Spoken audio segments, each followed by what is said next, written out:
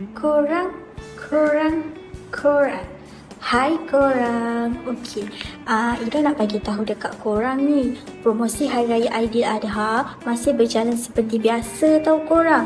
Sah sehingga 30 hari bulan 6 2025 ni. So, kalau korang nak grab peluang ni, korang grab cepat-cepat tau. Okey. Apa yang bestnya kalau mohon promosi Hari Raya Aidiladha dengan syarikat kami ni?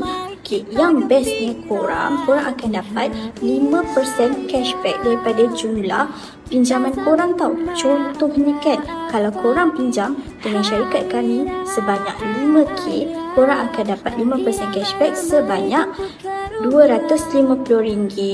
Best ke tak best? Korang dapat duit pinjaman, korang dapat cashback 5%.